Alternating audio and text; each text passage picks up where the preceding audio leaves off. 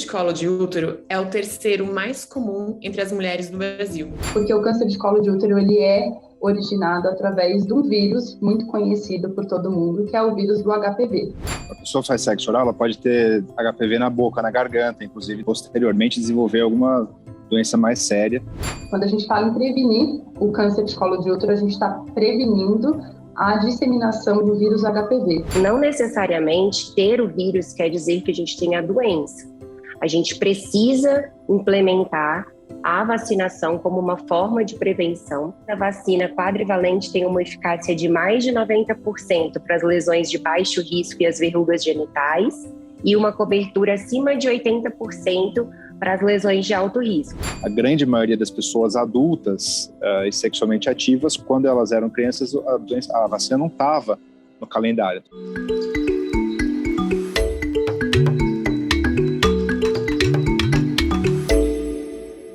Olá, eu sou a Esther, fundadora e CEO da Oia Care, a primeira clínica virtual de saúde feminina do Brasil.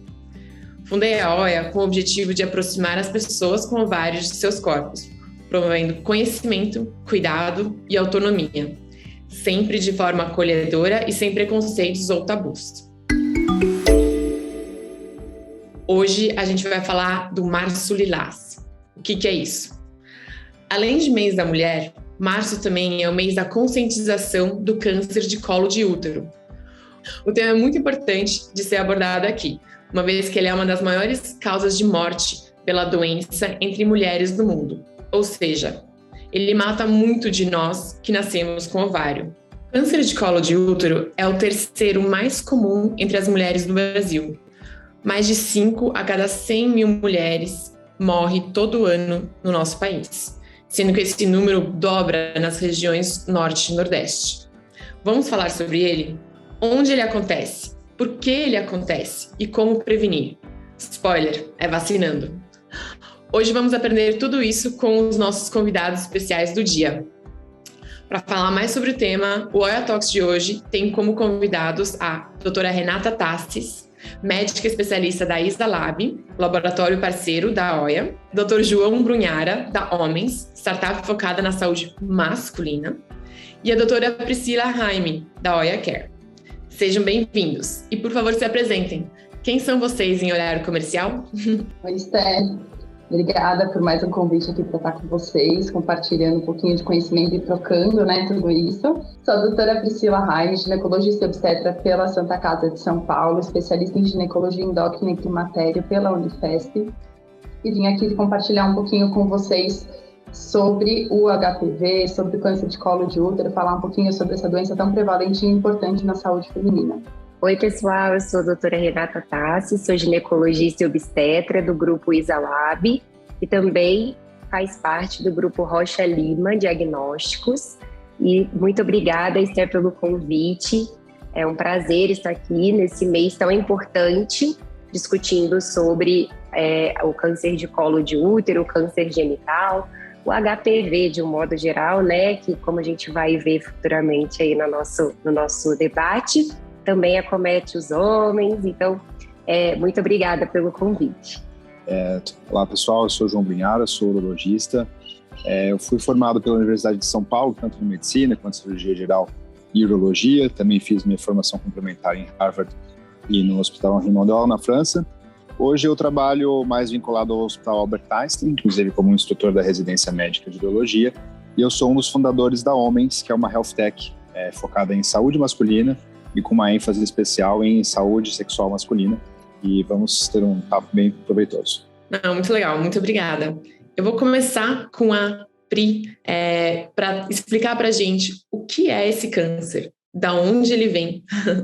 Vamos lá, Esther, vamos falar um pouquinho sobre o câncer de colo de útero e como ele acontece, O câncer de colo de útero, como você falou, é o terceiro mais prevalente aqui entre as mulheres e ele mata muito, Então é um foco muito importante da gente conversar. A gente tem como prevenir e por isso é tão importante, por isso a gente fala, em prevenção, em consulta médica, porque o câncer de colo de útero ele é originado através de um vírus muito conhecido por todo mundo, que é o vírus do HPV. É um vírus sexualmente transmissível né, que pode ser transmitido tanto do contato genital com genital, tanto oral com genital, quanto manual genital, né? E a gente tem que atuar na prevenção. Quando a gente fala em prevenir o câncer de colo de útero, a gente está prevenindo a disseminação do vírus HPV. O vírus HPV, ele se divide em vários, a gente tem diversos tipos, subtipos deles, a gente já conhece mais de 150 subtipos. É claro que a gente não consegue prevenir contra todos deles, mas a gente tem que prevenir contra os mais prevalentes e contra os mais oncogênicos, que vão causar mais cânceres, né? A gente tem atualmente a prevenção através da vacina, que nem você falou, né? Você já deu spoiler, que é através da vacina que a gente previne o câncer de colo de útero, e a gente tem a prevenção também através do exame do Papa Nicolau, né? Que é um exame que deve ser feito anualmente, pelo Ministério da Saúde. A gente até fala em rotina trienal, mas geralmente o que a gente mais faz é uma rotina anual de coleta de Papa Nicolau a partir dos 25 anos para todo mundo que já teve relação sexual, todo mundo que tem colo do útero, tá? Mulheres, pessoas com vários, homens trans, então todo mundo se beneficia e tem que fazer a coleta do Papa Nicolau. E se a gente encontra qualquer lesão precursora, que é para isso que a gente coleta o Papa Nicolau, diferente do que muitas pessoas imaginam, né? O Papa Nicolau, ele não é um exame para diagnosticar corrimento, ele é justamente um exame para diagnosticar lesões que podem causar o câncer do colo do útero. A partir disso, se a gente acha alguma lesão estranha, alguma lesão que pode ser precursora, a gente começa a acompanhar e tratar se for necessário, para justamente não deixar virar um câncer do colo do útero, tá? Mais ou menos 80% da população feminina vai ser afetada pelo vírus do HPV. E não é todo mundo que vai ter lesão. Então, não significa que se você viu um diagnóstico de HPV, uma lesão no seu Papa Nicolau, não significa que você vai ter o câncer de colo de útero, né? Isso acho que é muito importante. Mais ou menos 5% dos infectados que vão desenvolver uma lesão importante e que podem progredir para um câncer de colo de útero.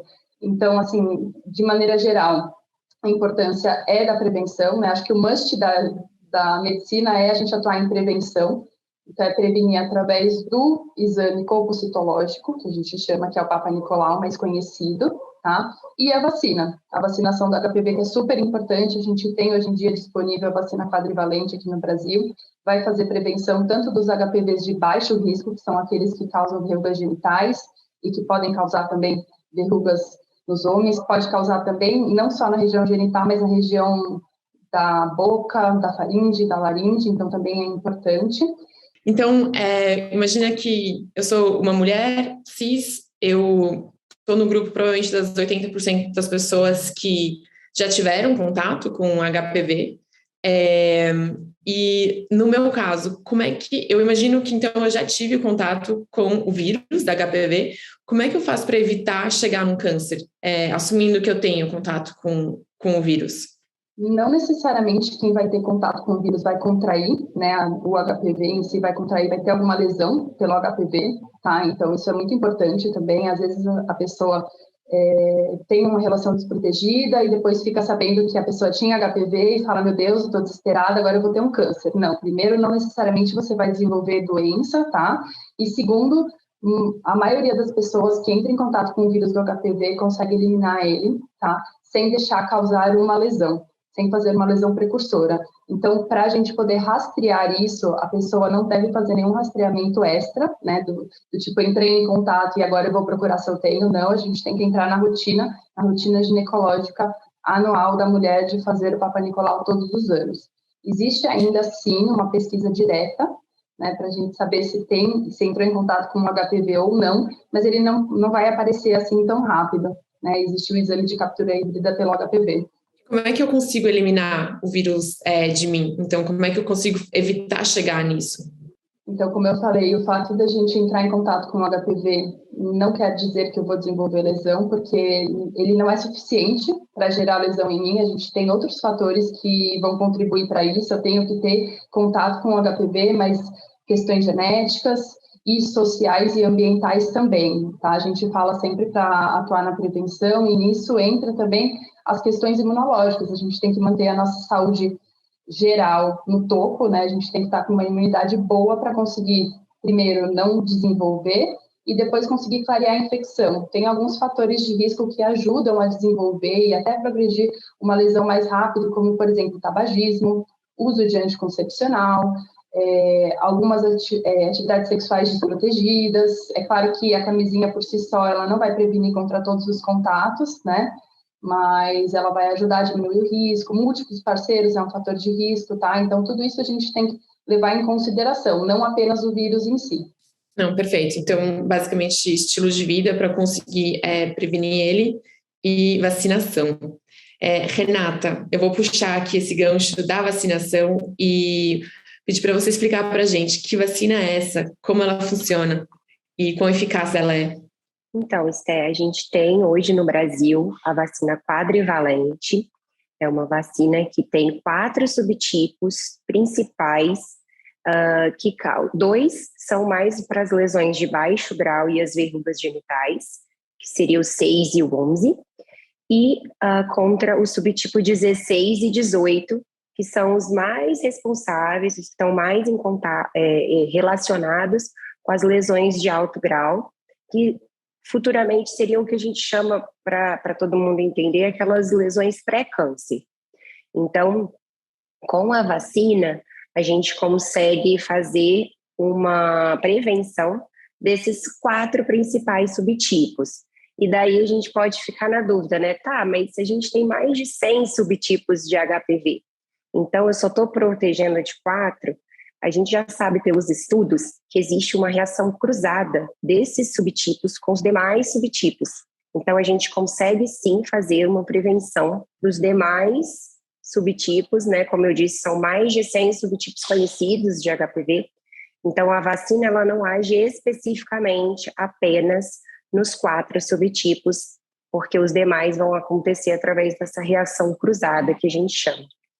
No Brasil, essa vacina ela já entrou desde 2014 no calendário vacinal para as meninas. Ela vai de 9 a 14 anos e para os meninos de 11 a 14 anos, salvo algumas exceções que podem se estender até os 26 anos, como, por exemplo, se tem HIV associado, se fez transplante de algum órgão sólido, ou se fez transplante de medula óssea ou é paciente oncológico.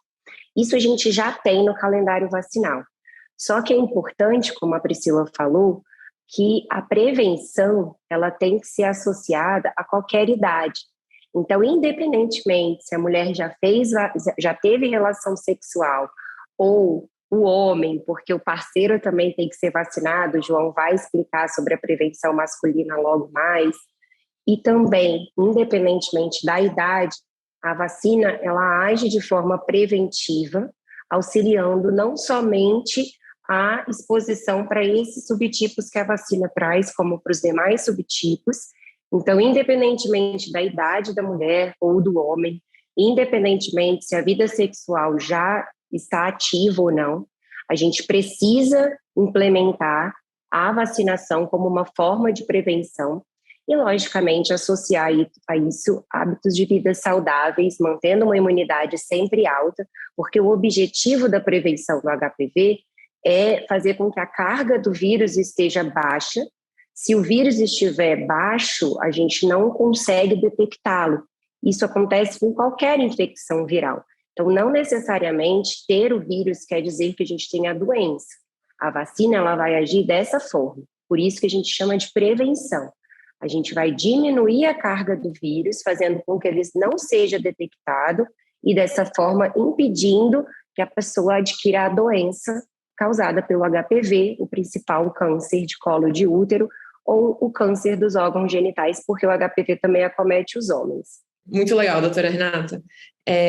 E então, hoje, por exemplo, eu tenho 33 anos, na minha infância eu não fui vacinada com a vacina da HPV, na época ainda não era, não estava no calendário, né, de vacinação para crianças ou pré-adolescentes. E hoje, como é que eu poderia me vacinar? Como é que eu poderia correr atrás desse prejuízo, entre aspas? Bom, então, como pela idade você já não vai conseguir mais pelo SUS, os órgãos particulares fazem a vacina, como eu disse, independentemente da idade e independentemente se você já teve início ou não da sua vida sexual ativa. Então, nós, né, do Grupo ISA, a gente tem a vacina e como ela funciona? São 3 doses, tá? a gente faz a vacina, considera 0, mês 0, 1 mês depois a segunda dose e 6 meses depois a terceira dose. Ela tem um nível de eficácia comprovado. A gente até tem um spoilerzinho da vacinação nos Estados Unidos. Desde 2014 já foi aprovada a 9ª valente. A gente espera que ela chegue no Brasil um dia, né, Priscila e João, mas ainda não chegou. Mas a vacina quadrivalente tem uma eficácia de mais de 90% para as lesões de baixo risco e as verrugas genitais e uma cobertura acima de 80% para as lesões de alto risco. Porque, como eu disse, como a gente tem a resposta cruzada para os demais subtipos, a gente consegue manter a carga desse vírus em quantidade indetectável e, consequentemente, impedindo que a doença aconteça. No mundo ideal, se todo mundo conseguisse se vacinar, seria bem, bem eficaz para a gente diminuir a quantidade de câncer de colo de útero e câncer genital, né, masculino também, no nosso país. Obrigada, muito obrigada, doutora Renata.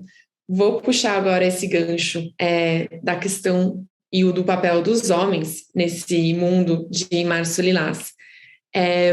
Doutor João, homem, eu imagino que não tenha câncer de colo de útero, mas, se eu imagino certo, tem relação com o vírus da HPV. Como funciona isso no mundo dos homens? E homens podem se vacinar também? Então, Stephanie, realmente os homens não têm, pelo menos os homens cis, não têm colo de útero. O que a gente sabe é que o HPV, sendo um vírus de contato, ele pode produzir lesões em diversos territórios, ou seja, a pessoa faz sexo oral, ela pode ter HPV na boca, na garganta, inclusive posteriormente desenvolver alguma doença mais séria. Da mesma forma, para as pessoas que praticam sexo anal, é isso homens ou mulheres, elas também estão sujeitas a desenvolver essas lesões no canal anal. E também, obviamente, os homens podem desenvolver lesões no pênis e em toda a região, na verdade, que entra em contato, né? É um contato mecânico. Então, qualquer lugar que entre em contato mecanicamente pode desenvolver uma lesão genital, uma verruga genital, ou seja, na coxa, na bolsa testicular, no próprio pênis. O câncer de pênis, na verdade, a gente sabe que ele é mais complexo do que apenas o HPV. O HPV existe um link, mas é um link um pouco mais indireto com o câncer de pênis. O câncer de pênis está muito relacionado com má higiene. Tanto é assim que em países desenvolvidos quase que não existe mais essa doença, tá? Porque o câncer de pênis é um pouco mais complexo do que apenas o link com o HPV. Depende muito da sujeira também. Então, basicamente, a mensagem que a gente sempre tem que passar é que fazendo uma boa higiene do pênis, a gente evita o câncer de pênis. No Brasil, ainda mais ou menos 1.000 homens perdem o pênis por ano por conta de câncer. Então, ou seja, a gente tem um caminho muito longo ainda para melhorar. Mas também é importante ressaltar, então, principalmente nessas lesões anais, para os homens que praticam sexo anal, que podem apresentar um risco, inclusive, de desenvolver malignidade futuramente. A vacina se aplica também aos homens no SUS, então, ela está disponível para os meninos de 11 a 14 anos de idade, sendo que, né, como vocês comentaram, hoje a grande maioria das pessoas adultas e sexualmente ativas, quando elas eram crianças, a vacina não estava no calendário. Então, para essas pessoas, resta fazer a vacinação particular, o que a gente estimula para quem tem os recursos. A gente sabe que é uma vacina que não é tão acessível do ponto de vista financeiro. E, assim, além do próprio benefício para o homem, né, quanto à sua saúde, de evitar lesões, a gente também tem que lembrar, e isso está muito claro agora por causa do Covid, que a imunização, ela, mais do que um mecanismo de proteção individual, é um mecanismo de proteção coletivo, ou seja, ela tem valor realmente quando a gente consegue proteger a sociedade como um todo mundo aderindo à vacina, menos pessoas contraem e, portanto, menos pessoas vão transmitir as doenças. Então, por isso que é importante, tem uma dupla importância, né? Tanto as lesões que os homens carregam neles, quanto transmissão, seja para parceiras ou parceiros, né? Acho que é importante também a gente falar um pouquinho sobre, de maneira geral, sobre a prevenção, né? A gente falou bastante sobre a vacina, que é uma maneira de prevenção super útil, super eficaz e que tem que realmente ser feita. Graças a Deus entrou como política pública, então está disponível no SUS também, mas para quem perdeu aí, que nem você falou, né, acabei perdendo, porque na nossa época já não tinha ainda no SUS, dá para fazer na rede privada e a gente estimula inclusive para quem já entrou em contato com o vírus, tá? É claro que o melhor momento mais oportuno é antes de ter contato sexual, mas para quem já teve, e inclusive para quem já teve lesão pelo HPV, a gente também estimula a fazer a vacinação. Mas acho importante a gente falar um pouquinho sobre o Papa Nicolau. A gente tem os dados do Ministério da Saúde de quando deve ser feito, né? Então, para pessoas a partir de 25 anos até 64, tá? Essa é a rotina do Ministério da Saúde, mas é claro que a gente, enquanto ginecologista, de consultório, a gente tem a nossa autonomia de fazer a coleta antes, depois, enfim, se a gente vê uma necessidade, né?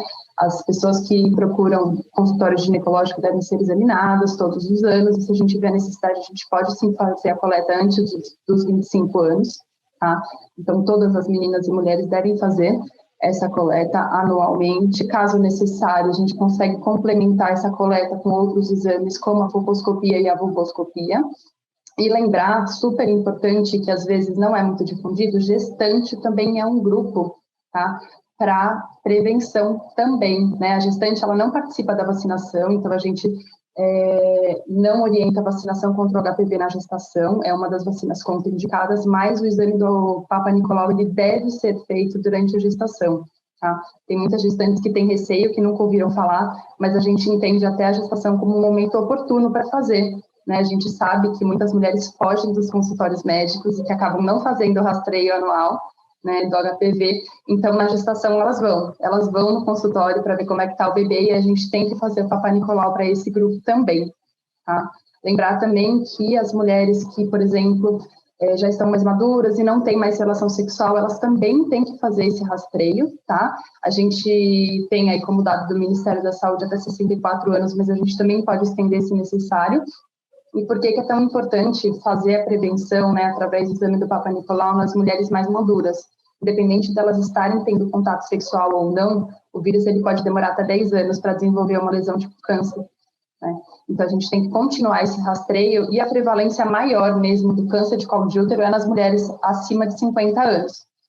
Tá? Então essa é a importância. A gente fala muito de atividade sexual, né, de grupo de risco, e aí acaba ficando às vezes como mensagem que só as mulheres mais jovens devem participar desse rastreio, mas isso não é verdade. A gente tem que rastrear todas as faixas etárias. Ou seja, eu posso ter tido contato com o vírus há mais de 10 anos no meu corpo, e aí no dia que eu tiver com uma imunidade baixa, ele se manifesta e pode se alojar. É muito interessante. Obrigada, Pri. É isso, gente. Vocês têm algum lugar onde as mulheres podem buscar informação? O site do INCA é sempre uma boa fonte de informação, ele é sempre bem preciso, é um lugar que a gente pode confiar e é aberto para todo o público, não só para a rede médica, mas para todo mundo. Então, eu acho que é um bom local para pesquisar e para se inteirar um pouquinho mais sobre o assunto. Perfeito. E aí, por último, esse mês a gente vai fazer uma campanha Isalab, Homens e OIA, para promover a vacinação contra o vírus da HPV. Então, convido a todos que estão escutando a se vacinarem e também usarem o cupom que vai estar disponível depois na descrição do podcast. Muito obrigada, gente!